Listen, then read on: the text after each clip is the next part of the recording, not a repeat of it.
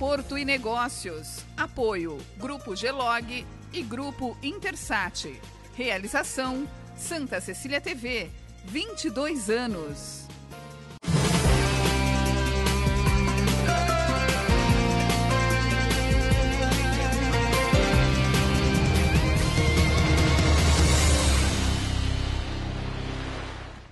Olá, está no ar Porto e Negócios, o nosso espaço semanal para que possamos debater assuntos importantes em relação aos portos internacionais, portos do Brasil e principalmente em relação ao Porto de Santos. Essa semana recebo aqui nos estúdios da Santa Cecília TV o presidente da Companhia Docas do Estado de São Paulo, Casemiro Tércio. Antes de mais nada, deixa eu te agradecer porque nós fizemos a estreia da nossa segunda temporada aqui do Porto e Negócios com você e chegamos a alcançar aí mais de 500 mil de views deste programa. Parabéns pela tua participação e espero que de alguma maneira a gente consiga também contribuir com o nosso mercado portuário. Com certeza. Meu segundo convidado dessa semana é Rodrigo Marchioli, responsável pela fundação do Centro Brasileiro de Arbitragem Marítima. Rodrigo, obrigado pela tua presença. É um prazer te ter aqui pela primeira vez no nosso programa. Obrigado, Maxwell. Espero contribuir e tentar esclarecer alguns pontos sobre esse tema tão polêmico que tem trazido tantos debates para a gente. Sem sombra de dúvida. Para iniciar o nosso debate, vou perguntar para o nosso presidente, o Casemiro Tércio, presidente da Companhia Docas do Estado de São Paulo, em relação a esse ponto, essa demanda que nós temos hoje em relação a esse caso da Libra. Tércio, quanto tempo de disputa hoje em relação a esse ponto especificamente e na tua visão, como é que a gente sai desse imbróglio jurídico, se assim eu posso pontuar? Bom, já é uma novela, essa novela teve mais um capítulo em 8 de janeiro, quando a gente consegue vencer a arbitragem, naquele ganhamos, mas não levamos, Sim. Né? Então, são 3 bilhões aí de reais já considerados por nós, né? Até outubro deve ter o resultado do valor exato dessa causa, mas o que nos preocupa é o hoje, né, o imediato, como é que está a operação da Libra, já declarou pela imprensa, apesar de ter declarado pela imprensa o fim das operações, em nenhum momento a companhia foi notificada, né? Mas obviamente a gente já sentia isso no mercado. E a resposta que a gente deu do ponto de vista de gestão foi já prospectar potenciais contratos de transição até a gente preparar a área para uma nova licitação, para um novo contrato de longo prazo. Então, hoje, nós indagamos, inclusive, a CMA, que é a principal cliente do terminal, se havia o interesse de eles assumirem um contrato de transição e continuar a operação. Como é que funcionaria, presidente? Seria um contrato de transição temporário, nesse caso especificamente? Na regra da portuária, só faz sentido um contrato de transição se existir uma licitação à vista para, de fato, arrendar aquele terminal para um contrato de longo prazo.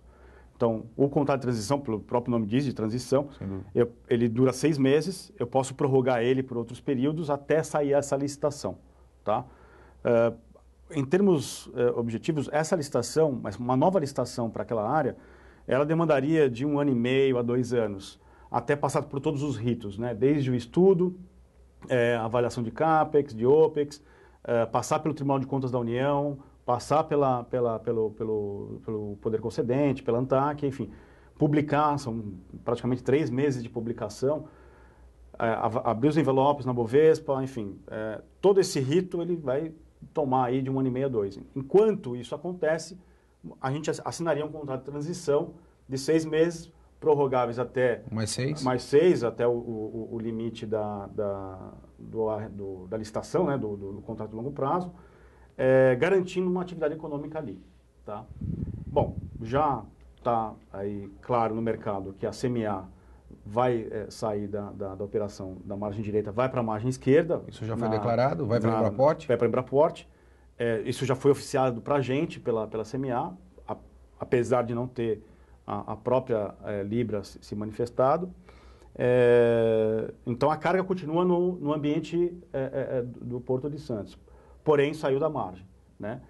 E você perde, obviamente, a capacidade operacional do terminal sem dúvida, atual. Sem dúvida. vai ter, obviamente, desligamento dos trabalhadores que estão ali naquele contrato. A informação que chegou no nosso ouvido pela comunidade portuária, e repito, não foi oficiada a gente, a Libra pretenderia trabalhar ali como um recinto alfandegado, né?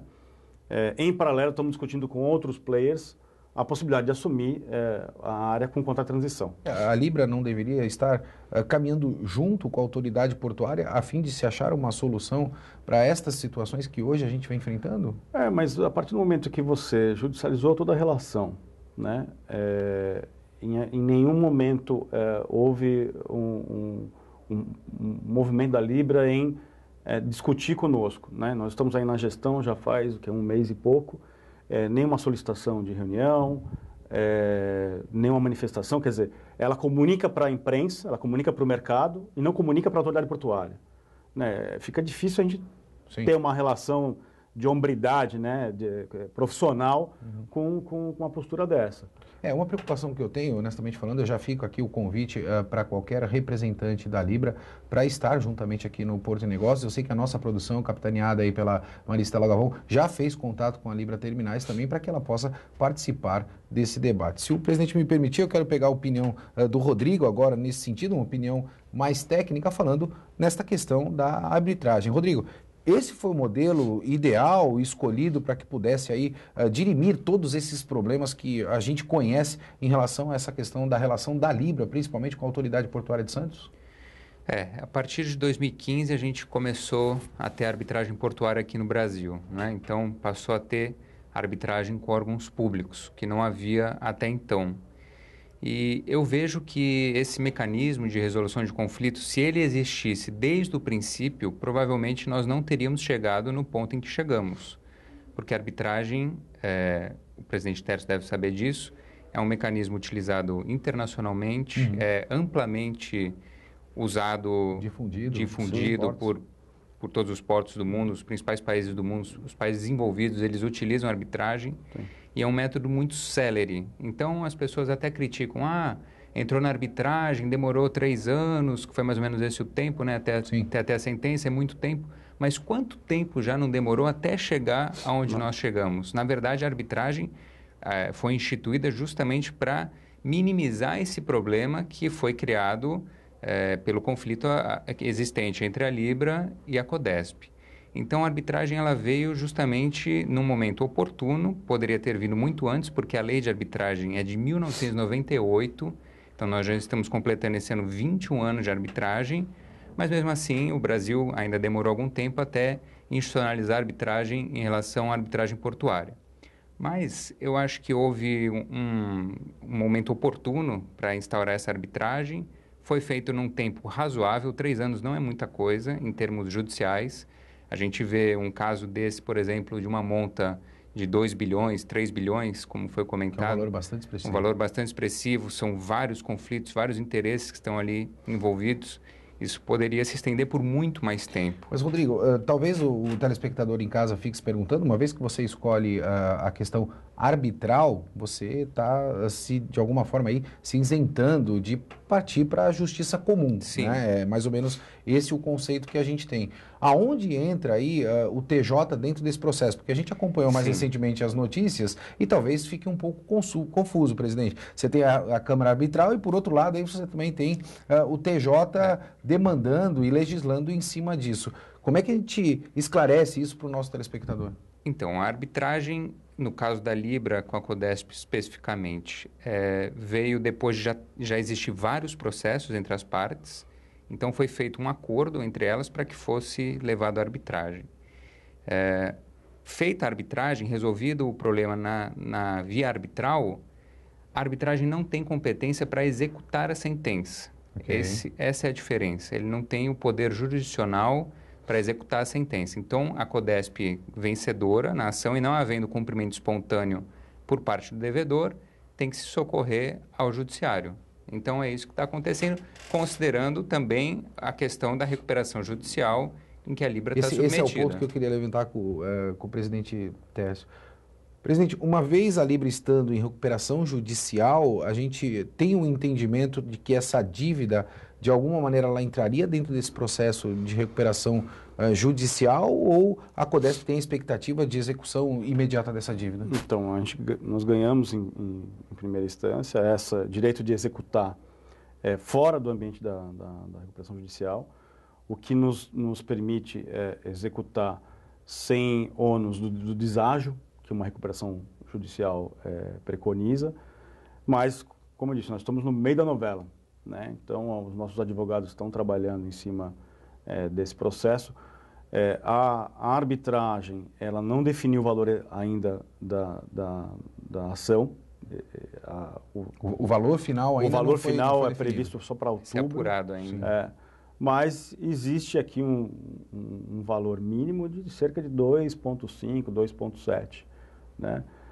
Que a gente conseguisse hoje, né, para o caixa da companhia. Eu já mencionei aqui que nós temos diversos desafios. Posso entender isso como uma predisposição da autoridade portuária em negociar aí essa questão? Então, aí existe um problema. Como sou empresa pública, eu não posso dar um bi resolve. O veredito final. Mas, assim, o fato de já existir um bi numa mesa de negociação para poder isso entrar na conta da companhia, obviamente, a gente vai legislar para qualquer tipo de negociação. Agora, o ponto principal é a vontade da execução. Da outra parte, óbvio. De sentar na mesa, então, para poder fazer essa negociação. O que não está se mostrando na cadeia de acontecimentos, não está se mostrando dessa forma.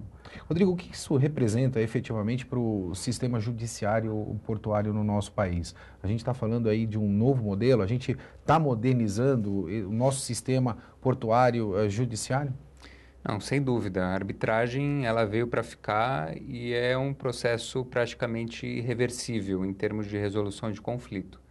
Porque se o Brasil ele tem a tendência ou tem a expectativa de se tornar um grande player no comércio internacional, ele tem que ter métodos de resolução de conflito que são capazes de dar conta dos problemas que nós temos. Então, por exemplo, só para ilustrar aqui, o Banco Mundial, ele avalia, tem uma série de fatores que ele avalia para informar os investidores se aqui vale a pena ou não. E um dos principais fatores que ele avalia é como o país ele resolve seus conflitos. Então, o Brasil ele tem um dos piores índices de resolução de conflito. O que contribui com a instabilidade ou estabilidade jurídica do nosso país. Exatamente. E a arbitragem, embora seja antiga, já tenha 21 anos, ela está tomando corpo agora, né? Então, em 2015 começou a arbitragem portuária. Então, a tendência é isso crescer cada vez mais para tornar um ambiente de negócio melhor no nosso país. Como você percebeu, o debate aqui está de altíssimo nível. Eu vou ter que chamar o nosso intervalo, mas antes de chamar o nosso intervalo, eu quero deixar um questionamento para esses meus dois convidados. A dívida hoje existente da Libra com a autoridade portuária é exequível? A gente vai para um breve intervalo, a gente volta já já.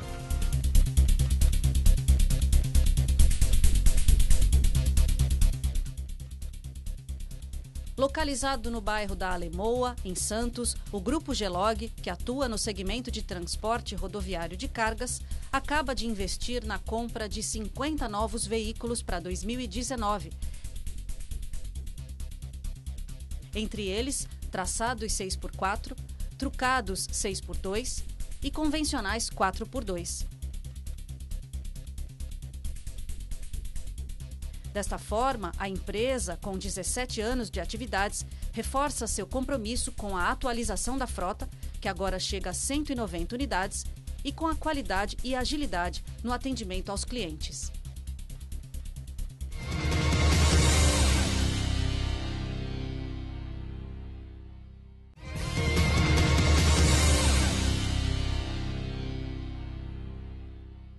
Estamos de volta com o Porto e Negócios, eu sou o Maxwell Rodrigues e não esqueça de acessar o nosso site, deixar lá o teu comentário, a tua sugestão de pauta para que possamos debater aqui no programa. Como você sabe, nessa temporada de 2019 você tem a oportunidade de escolher um dos grupos de WhatsApp lá no nosso site em relação a comércio exterior, automação, tecnologia da informação, entre outros temas, para que você possa, junto aos nossos moderadores e aos nossos convidados, fomentar o negócio dentro do segmento portuário. Esta semana, recebo o presidente da Codesp, Companhia Docas do Estado de São Paulo, Casemiro Tércio, e Rodrigo Marchioli, fundador do Centro Brasileiro de Arbitragem Marítima. No último bloco, deixei um questionamento para os meus 2 convidados. Tércio, essa dívida hoje da Libra para com a autoridade portuária, ela é exequível? Bom, o próprio acontecimento, né, a própria processo de recuperação judicial que a Libra manifestou no ano passado, já mostra sinais de não capacidade de a gente executar esses 3, no nosso entendimento, né, 3 bilhões que vencemos na arbitragem, né? Ganhamos, mas não levamos. Obviamente, a gente está trabalhando com outras formas de executar pelo menos parte do que a gente encontrar de valor no grupo econômico, né? Então, hoje, existe uma tentativa de dividir a RJ em 4 diferentes recuperações. O juiz entendeu que não, que é uma recuperação só. E o ativo... trata de um grupo econômico? Exatamente. Eles queriam dividir Santos, Rio de Janeiro, enfim. O juiz entendeu que não, é uma RJ só que na hora que a gente vai mapear os valores dos ativos e do patrimônio, não paga a própria RJ, né? Então, só a RJ, desconsiderando a arbitragem que nós vencemos, é cerca de 3 bi, considerando já as sobreposições, né, dos valores.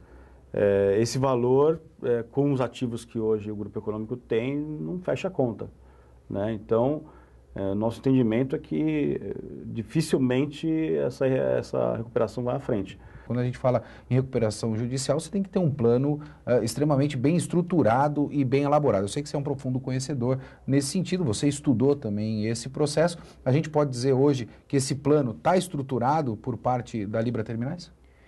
Eu acho que a Codesp aí, ela tem, só para contextualizar, ela tem um duplo desafio. Primeiro é ver se ela vai conseguir receber esse crédito fora da recuperação judicial. Em segundo lugar, ver se ela vai conseguir satisfazer o crédito dela. Porque o primeiro desafio já é muito grande, né? Ela conseguir sair da recuperação judicial.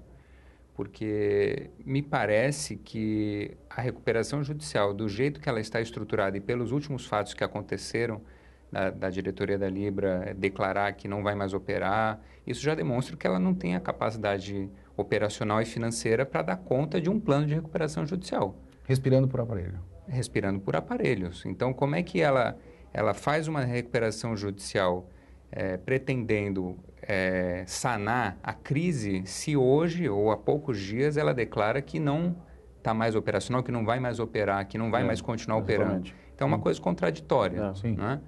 Então, a gente já vê a viabilidade... Eu vou me recuperar judicialmente, mas eu não tenho receita para. Então, como é um que... problema. É um grande problema. Então, a gente já vê que há uma certa inviabilidade nesse sentido. A tese que a gente está construindo lá na companhia é de entender que ela está entrando num processo de falência, né? E aí a nossa estratégia é em cima dos Eu entendo esse controladores. episódio, se vocês me permitirem, como se fosse um acidente de avião, né? Quando a gente fala em acidente de avião, você tem uma série de problemas que ocorreram para gerar aquela fatalidade. Eu vejo isso no histórico desse processo da Libra, que foram uma série de problemas.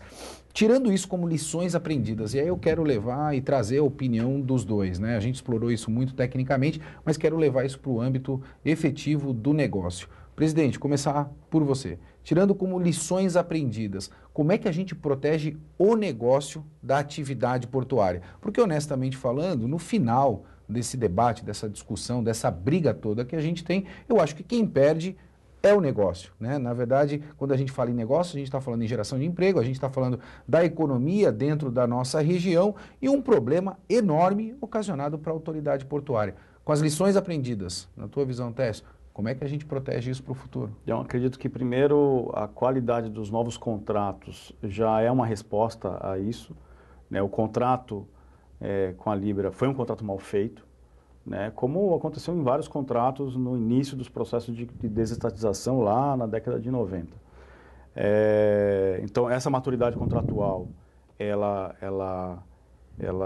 é uma resposta. O ambiente de arbitragem é outra resposta. Hoje, cada vez mais, a gente tende a colocar como foro de discussão uma câmara arbitral, né?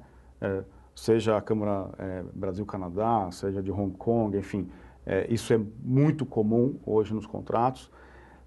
Estabelecer nos contratos cláusulas de compliance até terceiro ou quarto nível de controle, né?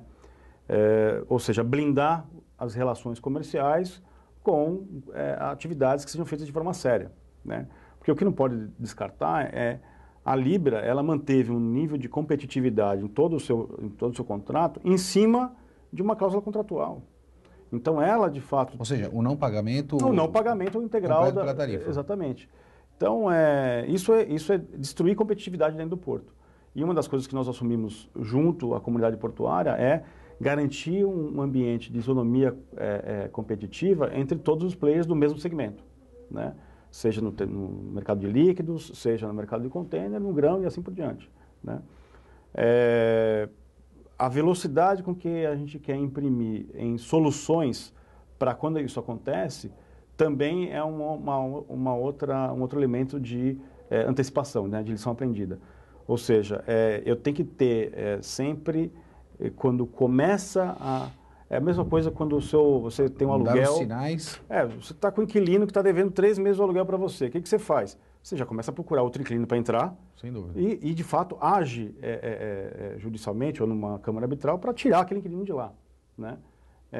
Então, antecipação é um ponto importante. Hoje, exatamente hoje, já conversamos com outros players para poder assumir um contrato de transição na área, caso... O mercado está respondendo, presidente? Está respondendo. A gente pode dizer que o mercado está respondendo? Sim. Eu não vou abrir ainda porque nós estamos em negociação. Não tenha dúvida. Mas sim, tem interessados. E aí, obviamente, é importantíssimo o sistema judiciário, como preservar a atividade econômica, né? E não o CNPJ da empresa. Então, se a empresa vai querer continuar na área, exercendo uma atividade, por exemplo, de recinto alfandegado, não pagando o que ela tem que pagar, mesmo que empregando gente, pagando menos gente, e a gente, no plano B, temos aí players que querem entrar na área, querem fazer investimento, querem fazer a coisa acontecer, a gente tem a liberdade de poder entrar na área e de fato, tirar a Libra de lá. Sem dúvida. Vou pegar a opinião do Rodrigo. Rodrigo, dentro dessa tua visão de tudo aquilo que a gente aprendeu com esse processo, juridicamente, como é que a gente blinda esse processo dentro das novas concessões? Acho que o Tércio já comentou bastante assim do que eu ia falar, mas eu acho que a principal lição aprendida é que a gente tem que evitar ao máximo a judicialização. Porque quando você não tem uma relação sadia comercial, evidentemente você judicializa até para que você possa proteger o seu próprio negócio. Mas eu digo, hoje já existem mecanismos que estão antes da judicialização, que tem que ser lançado mão pelas pessoas que estão no negócio, ainda mais dessa magnitude, para que não chegue no judiciário. Então, talvez a lição, para mim, na minha visão, assim, de advogado, né, que eu trabalho nessa área, eu vejo que evitar a judicialização, e isso já tem meios, como eu falei, desde 98. Com todo o depoimento do presidente da Codesp hoje, nós amadurecemos, Rodrigo, dentro desse processo? Eu acho que amadurecemos porque nós tivemos as inovações legislativas em 2015, como eu comentei. Isso já mostra o amadurecimento do Brasil e uma preocupação de resolver os seus conflitos de maneira melhor, que não havia, né? E em 98, quando houve a lei de arbitragem no governo Fernando Henrique, isso também foi um movimento internacional, não foi uma ideia brilhante. Não é uma particularidade do nosso país, né? Não, isso foi porque o plano de governo era atrair investimento. Sem dúvida. E era condição para os investidores ter arbitragem no Brasil. Então, foi isso que aconteceu. Inclusive utilizando câmaras arbitrais de outros países. Sim. Né? Então, acho que acredito que vários contratos usam Sim, Londres, Paris, Nova York. Porque a gente está no mercado internacional, né? E faz todo sentido a gente debater internacionalmente.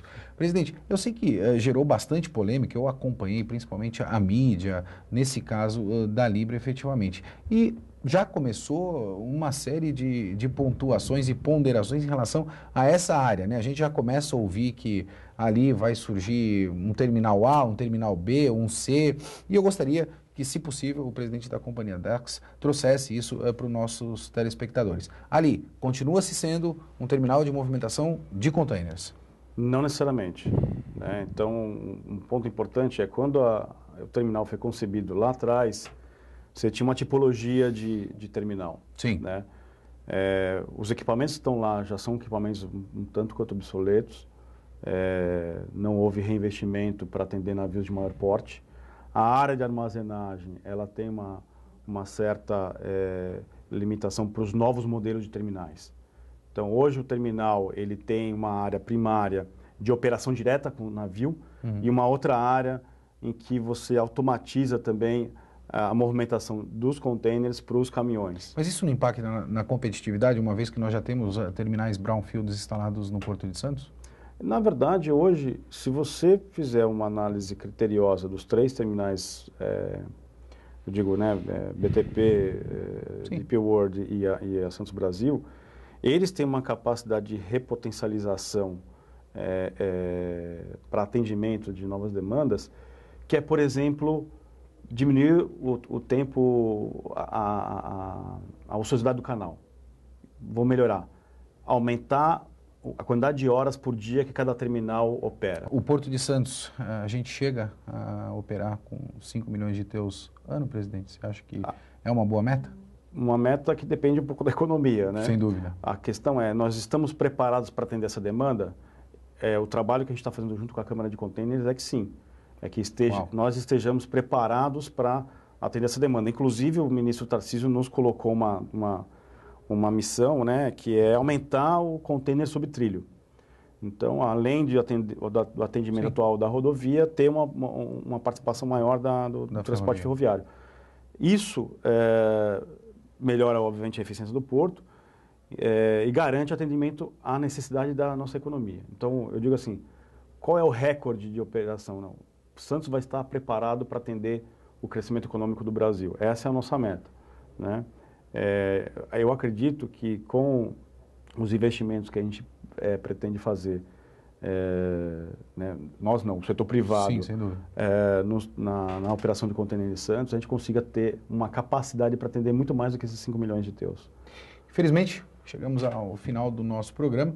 Eu quero, antes de mais nada, agradecer ao Rodrigo. Rodrigo, muito obrigado pela tua presença aqui. Eu sei que você fez o possível dentro da tua agenda para estar presente aqui conosco no Porto de Negócios, principalmente em virtude dessa questão factual. É um prazer te ter aqui. Espero, honestamente, que você retorne para que a gente possa debater tecnicamente em relação a esse ponto que é de suma importância e relevância para o nosso segmento portuário. Eu que agradeço, Maxwell, a oportunidade. Sempre que precisar, só chamar que a gente vem aí. Presidente, quero agradecer e quero já compartilhar com a nossa comunidade aqui do Porto de Santos que no programa de estreia o presidente disse que estaria à disposição do Porto de Negócios para que a gente pudesse esclarecer todas as dúvidas. E eu percebi que hoje isso é uma grande verdade, é uma verdade absoluta, Técio. Obrigado por atender aqui o nosso convite de última hora para estar presente, para que a gente possa levar esse esclarecimento para a nossa sociedade e principalmente para toda a nossa região e para o nosso país também, Técio. Continuo à disposição, sempre. Muito obrigado. Porto de Negócios vai ficando por aqui e lembre-se, não tente ser uma pessoa de sucesso, em vez disso, procure ser uma pessoa de valor. Um forte abraço e até semana que vem.